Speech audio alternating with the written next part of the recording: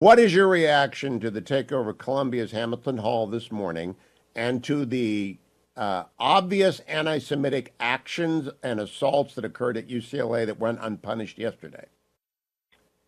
Hugh, from coast to coast, we're seeing nascent pogroms on college campuses. Columbia seemed to have been the lead of the most recent round. You've seen the videos I have of students draped in Palestinian keffiyeh headdress, physically preventing Jewish students from attending classes, much like Nazi brown shirts did in the 1930s in Germany. And now, overnight, these radicals have apparently taken over an administration building on Columbia's campus and barricaded themselves in. We shouldn't be surprised that they're escalating their tactics when the supposed adults on these campuses won't do their basic responsibility of providing safety and security to all students and bringing in police, and if necessary, police from outside the university police departments, and if beyond that, the National Guard, to restore law and order. These are not criminal masterminds. They're not paramilitary militants. They are deeply troubled and fanatical students who can be easily detained and removed from these so-called encampments or from seizing the building. That should have been done long ago. I just remind all your listeners that one of the predecessors of the current Columbia University president was Dwight Eisenhower. Between his time as Supreme Allied Commander and President of the United States, he was president of Columbia for about 5 years. Just ask yourself what Ike would have done at such a despicable display of anti-Semitic criminal activity on his campus.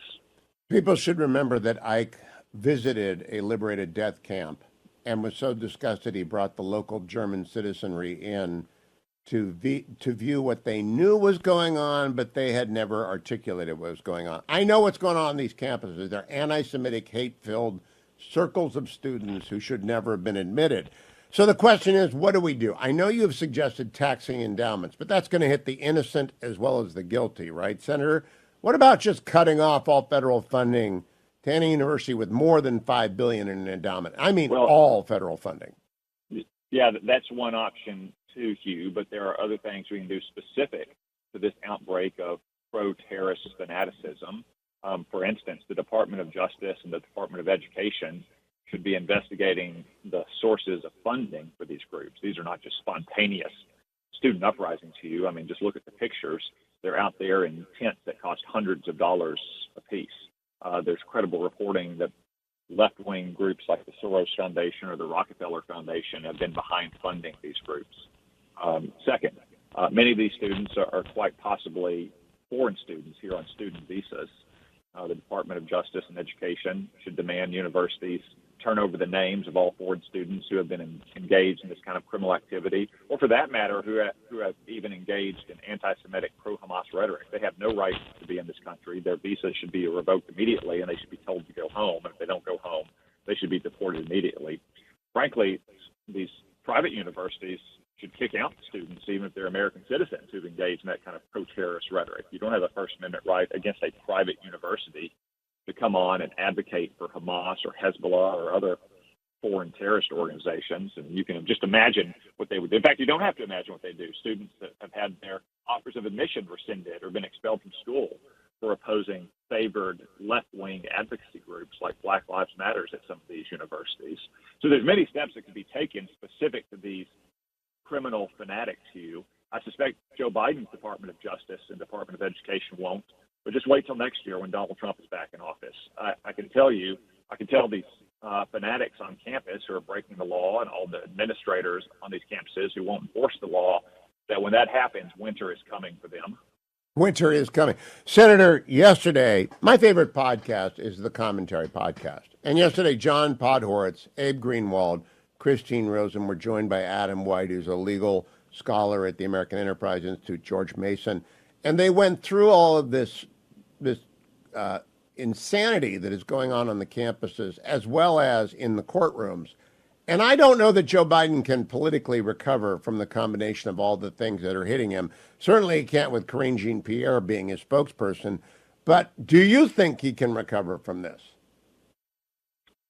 Well, he needs to do what he hasn't done yet, which is come out and forcefully condemn all of these anti-Semitic fanatics who are violating the law on these campuses across the country.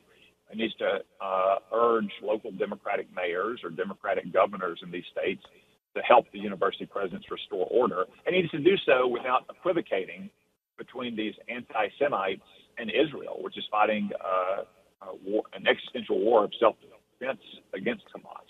That's exactly what he did last week. This is from a guy who supposedly ran for president in the first place because he falsely accused Donald Trump of saying there are good people on both sides of crimes and mob activity in Charlottesville 7 years ago, when, of course, Donald Trump was talking about his debate about how to handle a historic statue. But that's exactly what Joe Biden did, was equivocate between anti-Semitic fanatics and Israel. He needs to come out and forcefully condemn all of these anti-Semitic fanatics. But the reason he doesn't is a lot of them form a core part of his coalition. The Democrats have let this anti-Semitism fester in their party for years, to the point where they now have people like Ilhan Omar and Rashida Tlaib in the Congress. In fact, Ilhan Omar's daughter, or maybe her niece, was one of these students who was instigating these things at Columbia. It is astonishing to me, but I want to go back to first principles. Hamas is, I believe, listed by the United States as a terrorist organization. They are holding Americans hostage. Why are we interfering with Israel's ability to get them back by stopping Israel at the outskirts of Rafah? We should not. The only thing that gets these hostages back is the defeat of Hamas. Because the war in Israel, given the anti-Semitism that Democrats have let fester for years, puts intense pressure on Joe Biden's electoral coalition. And Joe Biden has elevated his own electoral interests over the vital national interest of this country for the last 7 months. And he's going to continue to do so for the next 6 months, because I think he views it in his deluded frame of mind, like many Democrats, the most important foreign policy interest of the United States is to beat Donald Trump. And that's why they are conducting foreign policy by electoral college strategy. I should say, actually, that would be the favorable, hopeful interpretation. The less favorable interpretation would be they're using that electoral imperative to do what they've always wanted to do, as Barack Obama said, get daylight between the United States and Israel, and find a way to sever the longstanding, deeply held sympathies and alliance between America and Israel. You know, Senator, the future of Gaza depends upon the eradication of Hamas and then the cooperation of the Gulf states, which stand ready to cooperate with Israel in the rebuilding of Gaza into a terrorist-free. It could be a beautiful city on the Mediterranean. It could be a lot of different things. But as long as Joe Biden is in charge, and I think Tony Blinken and Jake Sullivan, I don't think they have a compass. I really don't think they have any strategy. Do you? Beyond what's good for Joe Biden's reelection and trying to beat Donald Trump, no, they have no compass there at all. I mean, Gaza will only prosper when the people who live there accept Israel as a neighbor. The problem with the so-called two-state solution, Hugh, is that most Arabs living in Gaza and Judea and Samaria don't want two states. They want one state. They want an Arab state in the Holy Land. They want to drive Jews out of the Holy Land. That's why one of their anti-Semitic chants that you hear at these pro-Hamas encampments is from the river to the sea, Palestine will be free. For your listeners, Hugh, the river is the Jordan River, the sea is the Mediterranean Sea, and everything in between it is the modern state of Israel. That's what Arabs living in Gaza, Judea, and Samaria largely want, and until they accept that the Israeli people are going to be living on that land, they're not going to have peace. Now, I want to close, Senator. You're a soldier. You served in Iraq. We have a State Department that brought forward yesterday charges of abuse by 5 different IDF units. None of them connected to Gaza, by the way. They all go back before 2022. They've all been remedied. I listened to a long explanation of this by Haviv Reddy-Gur, who served as a combat medic in one of these particularly Haredi-focused units. What are they doing at the Department of State? You have some jurisdiction over them. That spokesperson should be fired. That whole group of people should be fired. I hope that Donald Trump fires them all when he comes in, because they are undermining the state of Israel with this nonsense. Yeah, of course they are, Hugh. Again, it gets back to foreign policy by electoral college strategy. They're trying to find any way they can to point out to their left-wing fanatics who are taking over college campuses and chanting anti-Semitic phrases that, gee, we're tough. We're tough on Israel, too. Yeah, we're supporting them in Gaza, but we can take tough measures on them as well. So they're threatening sanctions against specific elements of the Israeli Defense Forces, an outrageous position for a democratic ally that holds its own troops accountable whenever they violate military rules and regulations or the laws of land warfare, just as we do in our military. I keep thinking of Abu Ghraib. Every military has a tail end on the bell curve of bad actors, and militaries don't want them, and they punish them. I'm sure you did as an officer in the groups that you controlled. You made sure they did. I've never seen the State Department do this before. Am I missing that they do this routinely for our allies? Because I have never seen this before. No, Hugh, not to my knowledge. And I would suspect it's another example of how Israel is held to a singular and unique standard in the world. When the State Department has done this specific military units in other allies around the world. I'm not aware of any precedent for it. Okay, last question. The ICC wants to issue arrest warrants for Israeli officials. Again, anti-Semites are in charge of international organizations. No surprise there. We're not part of the ICC. What can we do about that?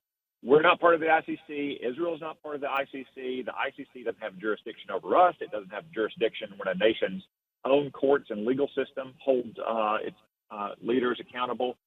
I've been involved in trying to persuade the ICC not to move forward with this ludicrous action. Let me just promise the ICC, and specifically Karim Khan, their lead prosecutor, if they do take these steps, the Trump administration will ensure that Karim Khan faces charges in the United States, and he will not be able to travel anywhere without facing extradition to the United States. So if he wants to move forward with that and imperil his own freedom, I welcome him to do so. Otherwise, he should get back in his lane and focus on real war crimes like what Hamas has done in Gaza.